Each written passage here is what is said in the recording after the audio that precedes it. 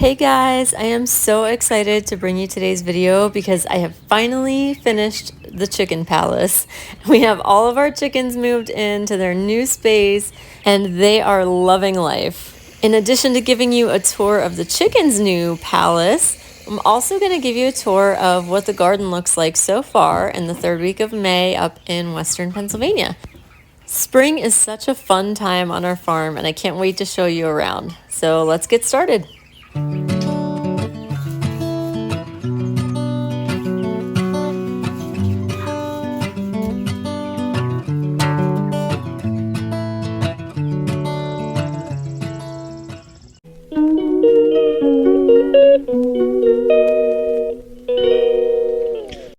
Hi, welcome to the chicken palace. This is an Amish shed that we had built for our chickens, and my husband finished the inside to set it up for the chickens. We just had the shell built by the Amish and we did the rest. So come on in and I'll show you around. So these two doors can close. For the winter we can close it off completely if it gets really cold. And then we have two sides, which right now I left it open because we have one large flock, but in the future if we have a younger flock mixed with an older flock and we need to keep them separated, we can throw some chicken wire down the middle and keep them apart. But this, my husband designed to be predator proof.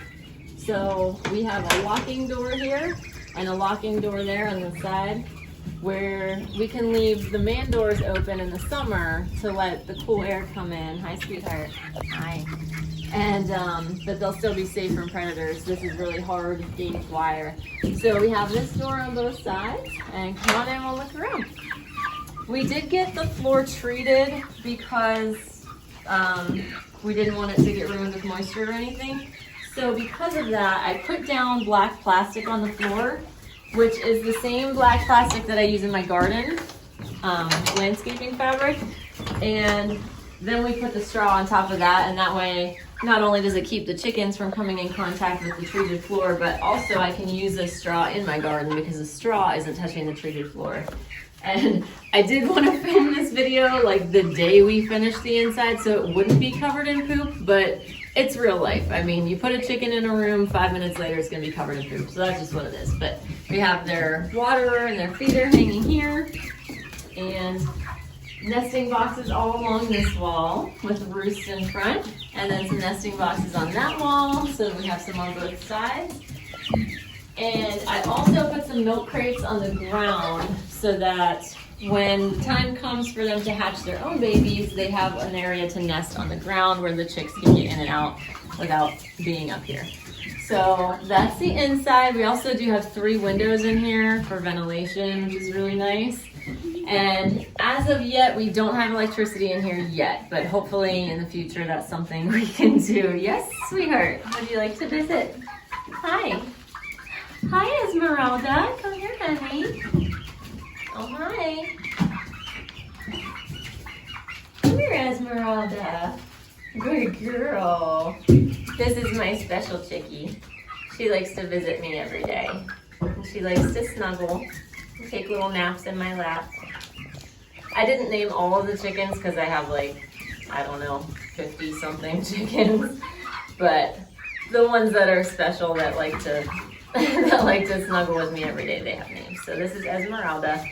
This guy over here, this yellow one, he's actually not very friendly, but does like to jump on my lap anyway. Hi, baby.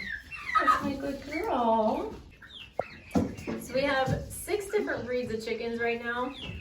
Esmeralda is one of the Midnight Majesty Marins that we have. These guys are German chickens. They're called Bielefelders. This one that's pecking my leg over here is one of the rainbow chickens. Quit pecking. So rude. That one in the back there, and those 2 in the back that are like brown and white speckled, these guys, those are speckled Sussex. And then Fluffy over there, drinking from the water, that's one of the Brahma chickens. They're dark Brahma. And what am I missing? I think there's another breed. the Orpingtons are the other breed that I couldn't remember. So I did get a few female Orpingtons because you can hear the roosters trying to crow for the first time. These chickens are about 7 weeks old, I think. So once they get to be about 5.5 months old, the females will start laying eggs. And at that point, the roosters tend to get pretty aggressive. So that's the point when most of the roosters are going to become meat birds. But I did grab a couple Orpingtons because they are really good at hatching eggs and I want the chickens to reproduce themselves. So that is what we're dealing with here. Hi, sweet pea. How are you doing? So that's what we have going on for chickens. Why don't we take a look at the rest of the garden? Oh, hi, honey. Hi. Hello. So I just wanted to show you what I did outside of the chicken house for these guys. I fenced in an area. This is actually inside my garden. If you turn around, see this is all garden here. I wanted the chickens outside, but I didn't want them getting into the plants that I want to eat. So I planted them their own garden. You can see that they are eating from their garden here. Put it right outside the fence so that they can stick their heads through and eat it, but they aren't able to scratch it up and kill it or poop on it and kill it because their manure is very hot and it would burn the plants and kill it if they pooped right on it. So this is their garden and they have been chowing down on this cabbage. I'm gonna have to plant them some more. They love this cabbage that I planted them. But I have cabbage, bok choy, spinach, oregano, lettuce, broccolini, all kinds of stuff. I'm also gonna plant them some buckwheat and some cucumbers and tomatoes and all kinds of things. So they're gonna have a field day out here and I'm planting their garden all the way around the exterior of this fence. I don't know if you can see the whole outline here, but it's about 75 feet long by about 50 feet wide. And I got this netting to put on the top to keep the hawks out because we have red-tailed hawks and bald eagles that actually live here on our property. So had to protect them from aerial predators, but put in all these fence posts so that I had something to tie it to, and this is the chicken palace. So here is just an overview of the setup in here. My husband put this nice shelf over here on the left. Those blue containers are where I store the extra food, but I do plan on making my own food with things that I grow in the garden, and so that shelf is for me to be able to mix stuff together. I'm gonna grow them some black oil sunflower seeds. I'm gonna grow them some buckwheat and all kinds of things like some dent corn, and I'm gonna mix those things together and try to make my own feed, at least for part of their diet to save some money. But you saw the nesting boxes before, and this section is again where we can put up chicken wire on this wall right here in the middle if we need to separate two different flocks, or maybe I want to throw turkeys on one side or something like that. So there's a doorway here that we'll be able to hang a door and walk through in between the two sides, but both sides have nesting boxes. And both sides have these doors that they lock on the front, but there's also a hook on the back so that when you're inside, you can put that hook on the wall. I'll show you right now. I just have it holding the doors open. But there is an eye hook in the wall over here where when you're inside, you can close the door and latch it so that it doesn't swing open while you're inside, like changing water, doing, things like that. So the chickens don't escape if you don't want them to. But we do have the lock on both sides of the door. And on this side here, I just left it open so I could store extra bales of straw or shovels or things that I need to clean out of the, things that I need to clean the coop out. So that is the setup. And of course, this is how I get in to their outdoor pen. You saw their garden and their outdoor space.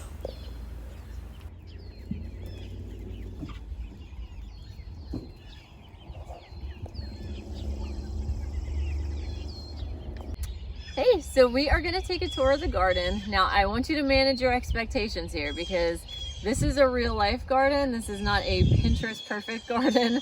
You're gonna see a lot of weeds, and that's okay because you're also gonna see a lot of food. And we do get a ton of food from this garden. whether there are weeds or not. And honestly, a lot of these weeds are beneficial because not only do their flowers attract pollinators and give the pollinators food, but they help to mulch the soil, to prevent it from drying out. They add nutrients back into the soil. They help it to hold moisture in. And honestly, a lot of these weeds are medicinal plants that can be eaten themselves. So don't worry about it. You're gonna see a bunch of weeds. Don't worry about it. Mind your business. All right, so anyways, let's start the tour. We'll head this way. This section of the garden is the perennial plants. Now this whole strip is all weeds, but we'll deal with that later. Over here, we have some raspberries, which they have a lot of berries on them right now, so that's exciting. There's raspberries all along this fence line, and actually some of them grew through the fence. We have some growing on the other side of the fence too. Obviously this needs to be weeded, but you know, project for another day. And this is, I believe this is wild lettuce. This is edible too, but a weed.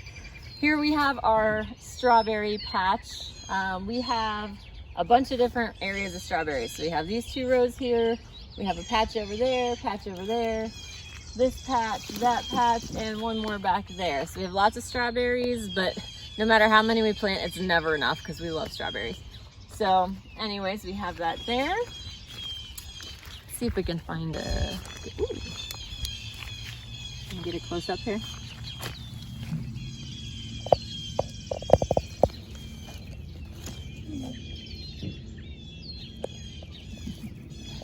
Okay.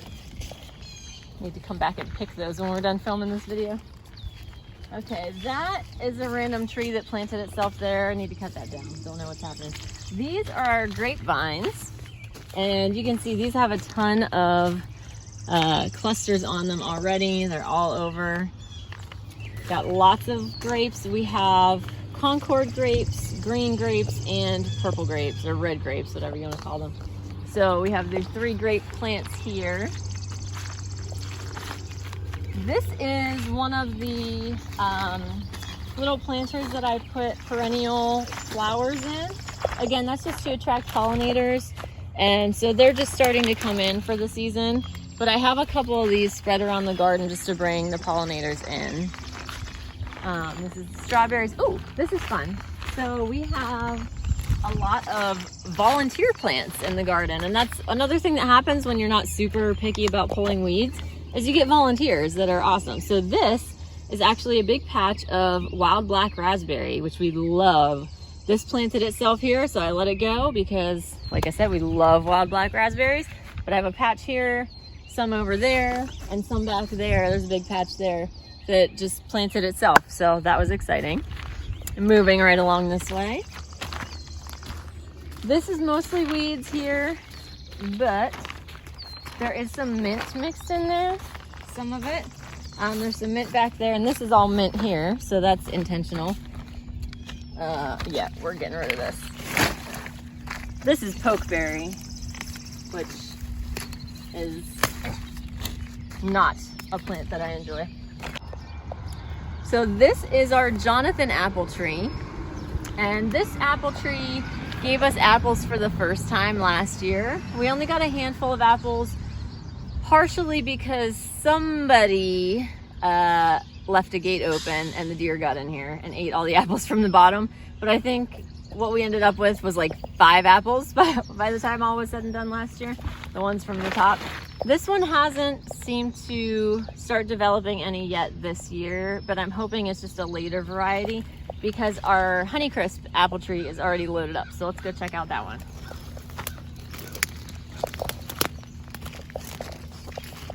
Oh, and as we're walking to the apple tree, this is our thyme.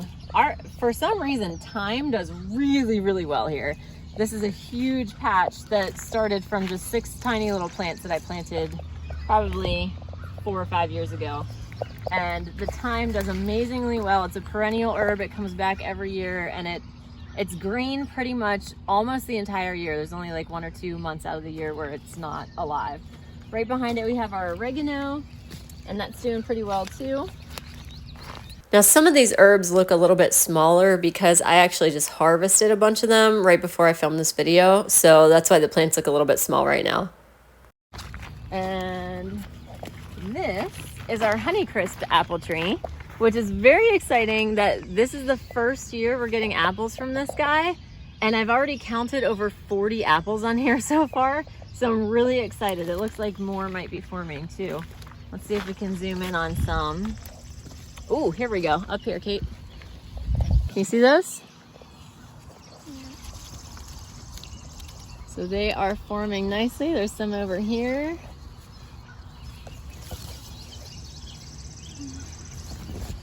And right above it. So you can see we have lots of apples coming in and it's super exciting. Really happy about that. So that is our Honeycrisp tree and I'm looking forward to lots of applesauce this year. We have a few blueberries here that they're not doing super great, but that is mostly because I didn't know how to amend the soil for blueberries until this past fall. I just learned how to add like the peat moss and pine needles and things like that to make it more acidic. And so I just did that this past winter, early spring, I guess. And they are looking a little bit better, but it's gonna take them a while, I think, to really grow into themselves. But we do have some blueberries on here. So we have a few going there. And then we have 3 more small blueberry plants here that will hopefully give some fruit. Okay, moving over here, this is the asparagus patch. So, unfortunately this year, I kept checking for asparagus when I thought that it should be blooming and I didn't see any. And then I came back a week later and it was already like 3 feet tall. So I kind of missed the asparagus harvest this year, but I'll keep a closer eye on it next year. But anyways, this is the asparagus here. And I just planted some more this year. So I have little baby asparagus down here. I started these from seed and hopefully in about 3 years, I'll be able to harvest from those because asparagus, you have to let it get settled for a few years before you harvest it. All right, this is my winter savory, which is another perennial herb. It's the winter savory because we live in Pennsylvania, we're up north, so we need to have cold hardy stuff. And this has done really well. It took it a while to get started, but once it got going, now it's really taking off. So I'm happy with that. This is lavender, and these are just the old stems from last year. This is another perennial. The lavender I actually use in the chicken coop to keep flies out. It does a really good job at keeping out flies when you throw it in the nesting boxes. So that's why I grow lavender, and I am going to try to reproduce this and plant a lot more so that we have a bigger quantity. But that was one of the things I had a really hard time overwintering because lavender does not like the cold. And so I found a cold hardy variety of lavender last year. I believe it's called the Munstead strain or something like that. But this one survived the winter, so I was really happy. So I'm gonna keep planting more of that and hopefully we'll get a nice big patch of lavender going. This is actually a mulberry tree that planted itself here in my asparagus patch. On our property, mulberries grow like weeds. We really get trees pop up everywhere, which is awesome because mulberries are delicious. But I guess I'm gonna leave it here just because it seems to be happy and I like mulberries. But I'm gonna trim this every year and keep it really small so that it doesn't take over too much space in the garden here. This is my rhubarb patch.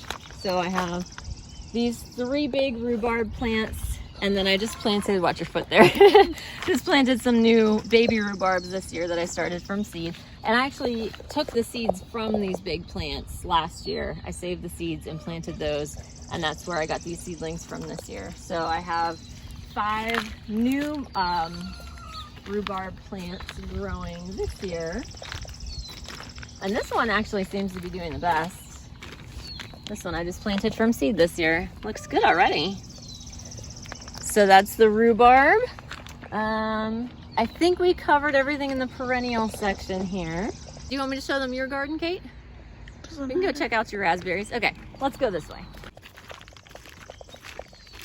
Oh, we forgot my favorite raspberries. Okay, these, again, I really need to cut back the canes from last year and get these out of here, but These are my absolute favorite raspberries of all time. They are called double gold raspberries. They bloom in the spring and in the fall. And, well, they give fruit in the spring and the fall. And they are like a pale pink peachish color. They are so sweet and so delicious. I love these berries. They've done really well. I started out with just 2 small plants, like in these 2 holes a few years ago. They have really spread out. They've grown through the fence. I have a whole section fenced off outside the fence where they're growing over there. They've spread across here. You see them popping up everywhere here. They're spreading over that way, but they are delicious. I love those. And I forgot to point out my lemon balm. So we have lemon balm here. 1, 2, 3, 4, 5, 6 plants of lemon balm growing here, and that's an herb that you can use for tea. That is also a perennial herb. So let's hop over to Katie's section of the garden over here. She decided she wanted to start her own perennial garden this year, so I gave her this whole section of the garden to work with. And she bought her own raspberry plants that she put in. So she has a couple here. Which ones are these, Kate? These are the gold ones. These are the gold ones? Okay, so gold raspberries here. They look like they're doing great. Look at all this new growth you have. Yeah, those were just planted as bare roots this year, so they look really good. Okay, and then which ones are these? The red. These are the red raspberries? Mm-hmm. Okay, we got a row of red raspberries here. Ooh, you have berries on there. Those look nice. Good. Okay, and did you have more down here? Or? Blueberries. Oh, right, okay. So we have some blueberry plants down here. There's one. Oh, there's one here. We have some little young blueberries. One there. Yeah. And maybe a couple more in here somewhere. We've had a lot of rain, so the weeds really shot up quickly. But, all right, let's check out the rest of the garden here. Oh, by the way, I put a hose here for you, Kate. Yay. So I have some berries here, which these are blackberries. Some of them I purchased several years ago, and I transplanted them over here. They used to be where the chicken house is now, so I had to transplant them because I really, really like the berries. I didn't want to lose them. So I moved a couple over, and then some of them are new this year, but they do have new growth coming in. So I don't know that I'll get any berries this year because you don't get berries from the new growth. You get it from the 2-year-old cane. So we'll see, but I do have new growth, so at least they took when I transplanted them. Everybody's growing. So this needs weeded, but not right now. Okay. So that is my blackberry patch, and then this is the other side of the chicken area. I am gonna rip up all this plastic in there. It was just kind of like a race to get it all done. I really wanted to get the chickens outside, so I didn't finish ripping up all the plastic, but I can do that later. The chickens are happy in their little section over there, kicking around in their dirt. And I did leave space down here so that I have room to have like a garden section down here for them too. So it is going to wrap all the way around, so they'll have tons of stuff to pick at and eat. That will cut down on my food bill, but also give them a more nutritious and varied diet. So I'm really excited about this setup for the chickens. So let's check out the rest of the garden. This, are you recording? Yep. Okay. This was actually volunteer kale. I did not plant that. I've had kale here like, I don't know, 5 years ago, maybe 4 or 5 years ago, and never planted it again. But it just popped up. This is red Russian kale. These are all seed pods, so I imagine it must have seeded itself the last couple years. This is another kale here too. And so I thought, how perfect, it's already growing through the fence. The chickens can eat that too. So that worked out well. But yeah, I love volunteer plants. They make me so happy. Oh, we're practicing our crowing. Oh boy. Oh, it looks like they really like the broccolini leaves. Hi, babies. Hi, oh hi, are you coming to visit? Hello. Hello, babies. Hi, babies. How you doing? That's good Teepees. Oh, that's Alonzo. Get close up here. This is Alonzo. I will tell you about him in a minute. But he's a pretty special chicken to me. Hi, babies. See how they like to reach through the fence to eat their garden? It's working out exactly as I hoped. It's perfect. So Alonzo is my special little chicken because when he was a little chickie, the other chicks were picking on him and he almost died. Actually, they almost pecked him to death, but I found him and I rescued him from the pen, but I needed to keep him separate until his wounds healed up. So he was by himself, and for that reason, I tried to spend a lot of one-on-one quality time with him so that he wouldn't be lonely. So Alonzo was my buddy. He helped me to, plant the chicken garden, actually. I planted about a month ago. He came with me. He was outside eating ants and sitting on my shoulder while I was planting the garden. And he hung out with me a lot. And so that's why Alonzo is my special chickie. So here's another place where I have some wildflowers going. Let's see. So in this section, I haven't planted a whole lot yet. I'm still working on removing all the weeds here, and then I'm going to be planting most of my seeds that get directly sown into the ground. I'm working on that this week. So as of right now, I just have like 3 giant piles of weeds that I ripped out last night. But I do have a row here. This is broccolini right here. And this looks like it's already getting attacked by bugs. I just planted it a few days ago. But these are Chinese string eggplants. So my goal this year was to mulch everything as much as possible so that I don't have to water it. If you have enough mulch on top of your plants, you shouldn't have to water them at all. So that was my goal, and it's been working out really well so far, that because I don't have to spend 2 hours every morning watering all my plants, I have time to pull the weeds, and it's working out really well that I can take better care of the plants that I have because I'm not spending hours watering. I can just focus on weeding and nurturing the plants. So that's working out great. I'll show you an example of that in a minute down there, but let's finish this section first. So up here, we have a couple more fruit trees.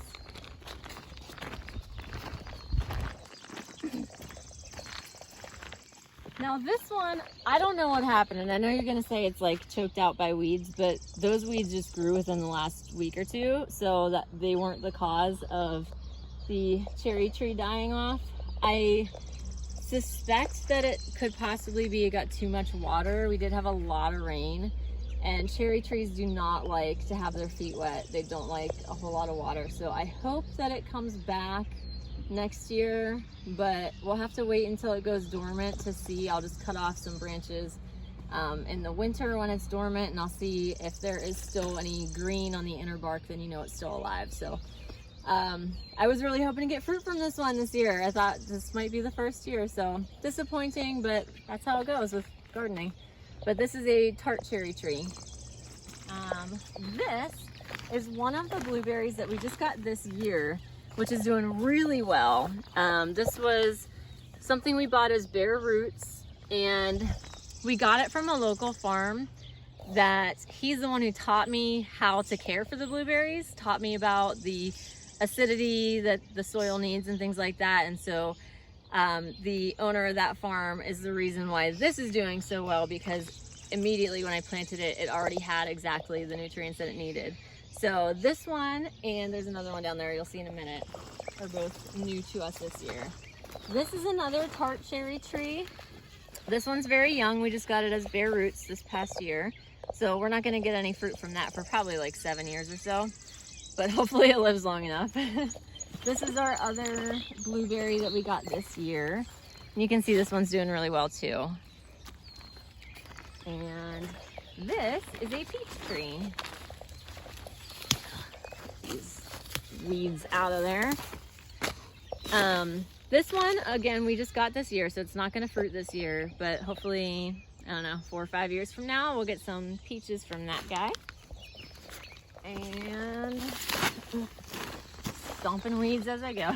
I think that's all I have. Oh, no, one more thing.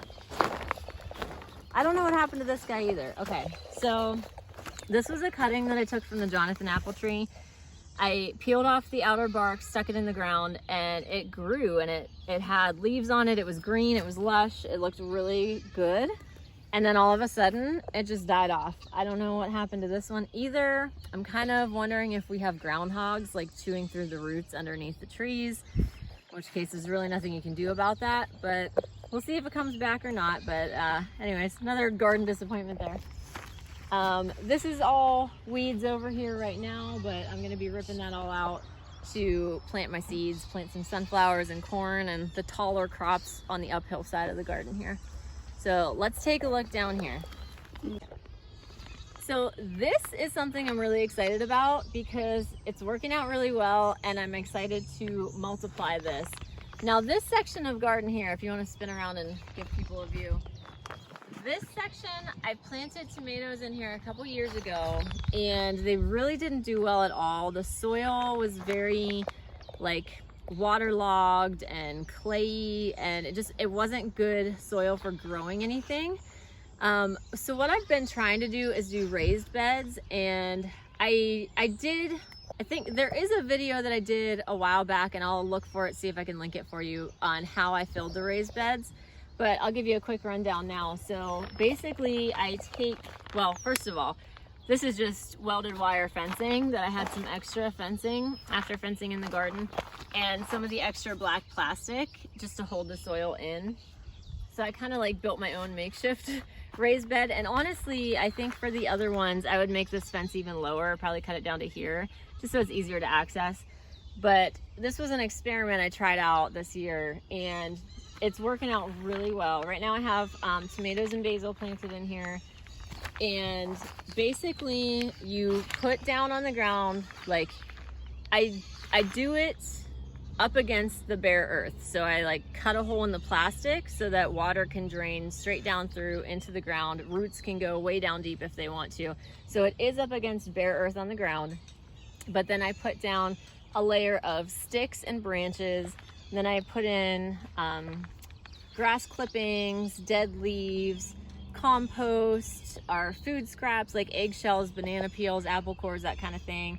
All the food scraps go in there. We had chicken manure mixed with their bedding, more leaves, more grass clippings, more compost, more food scraps. Just layer it, and so you get like a nice big pile. And then on the top, you just throw some topsoil on the top, like 6 inches or so.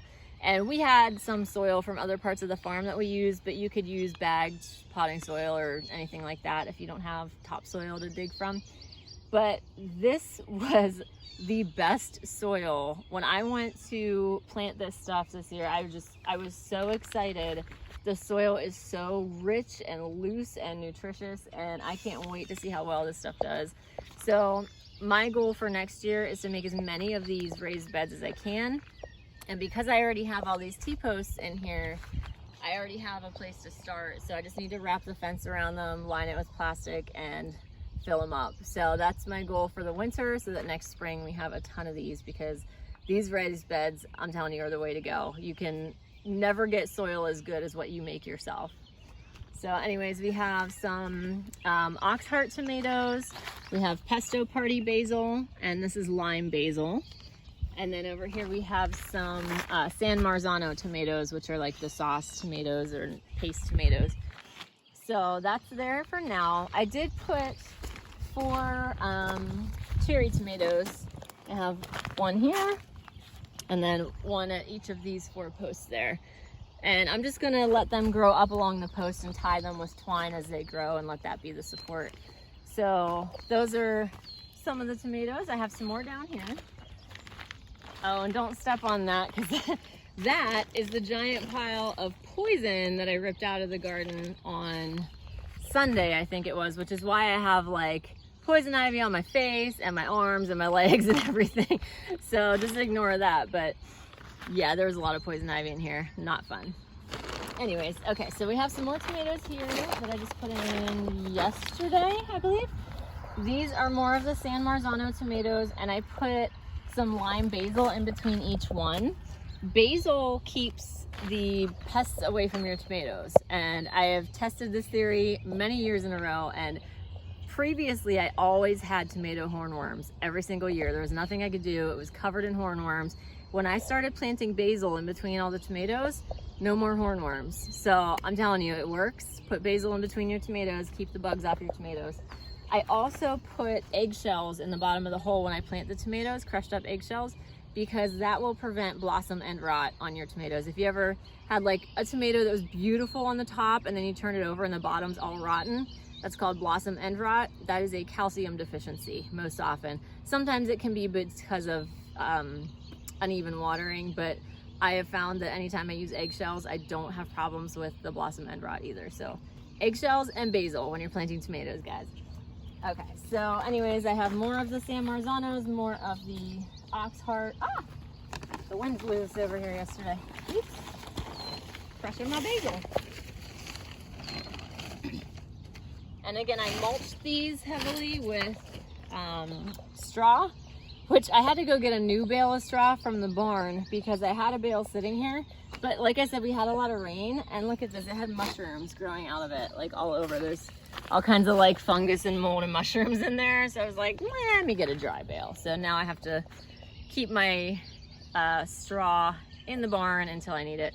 But over here, we have some of my peas.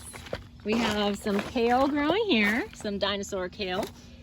And these are peas called Easy Peasy. These do not require a trellis. They just grow on their own. And look, we already have some peas growing. So that is exciting. These ones are shelling peas. So we will let them get big and then shell them afterwards. But those are all growing here. Here we have some lettuce. And I do have like multiple kinds of lettuce you'll see here. But this is some bok choy, which has already bolted. Most of these have bolted. I was a little too slow getting to them this year. But then we have our garden sweet peas here. And these usually do require a trellis. I haven't yet tied them up, but they seem to be doing okay, just hanging on to each other. So I might not need to trellis them. But those are also shelling peas. Then I have my cabbage, and the cabbage is looking great. Oh, this one's starting to bolt. Uh-oh. Gotta stop those. So if something starts to bolt, can you get a close up here? You see these little buds forming? Bolting means it's starting to send up flowers, which will then turn into the seeds. If you rip that off, it will stop the bolting process and your plant will last longer. The reason you don't want it to bolt is because it will get bitter. Once it bolts, it changes the flavor and it gets really bitter. So you want to catch it before it bolts. This one. There. All right. I think we're good. So that's peas and cabbage there. And the cabbage I use because I make my own sauerkraut, just so I get the good probiotics from it. So this is more peas. These I'm excited about. These are sugar snap peas, and it's a variety I'm trying for the first time this year. We have lots of peas already on the pot or on the plant. So I'm probably gonna harvest some of those this morning if I get a time. But this is more types of lettuce here. Have like 3 more different varieties of lettuce all along here in front of the peas. And that back there is just all weeds, but ooh, this one looks nice and juicy. Probably gonna eat that one today. All right, then over here, let's start at this bed here. Here I have my regular eggplant. So you saw the Chinese string eggplant over there, and that's something that I'm trying out for the first time this year. But my tried and true eggplants are the Black Beauties, and I have 4 of them right in the middle there. Then these are lipstick peppers, which I'm trying out for the first time this year. They're supposed to be a super sweet variety of sweet pepper. And then over there I have my YOLO Wonder peppers, which are just a bell pepper. Again, it's a new variety for me this year, so we'll see how that does. But so this is all peppers and eggplants here. Then in here I have carrots and onions. And I had a lot of trouble germinating the carrots, and I think they really do better when you don't follow the directions. Like the directions say to leave the seeds on top of the soil and just press them in. but I feel like they dry out too much when you do that, and they need the moisture to be able to germinate. I've had better success when I actually buried the seeds. So I think next time I'm gonna do that, because I had a low germination rate with doing it the way that the package said. And I've heard from other farmers before too, like they actually do better if you just like bury the seeds. So next time. But I have some onions here. These are just Spanish sweet onions and some carrots growing in between. And then this bed, this side of the bed is sweet potatoes. The other side is regular potatoes. But I have to do a little weeding in here, obviously. I wasn't really sure what the vine was gonna look like for the sweet potatoes, so I didn't pull any of the weeds as they were small, because I didn't want to accidentally pull the sweet potato vines out. But now that they're bigger, I can kind of tell the difference between the weeds and the sweet potatoes. So I'll have to get in here and work on that. Try to see if I can uncover my sweet potatoes. And then over here is red potatoes, which I do see some of those popping up. This is potato right here, these leaves. So we do have red potatoes coming through. So I believe that's all that I have so far. This is still like the 3rd week of May in Pennsylvania, so I don't have everything in yet, but I am gonna get the rest of my seeds in this week, hopefully. And we're also gonna grow corn, sunflowers, squash, beans, melons, all kinds of stuff. So we'll have a lot more to show you in the fall. I'll do another video in the fall, or maybe like midsummer once everything's growing. But for now, that is our garden tour. Thanks for hanging out with us, and we'll see you next time. Bye.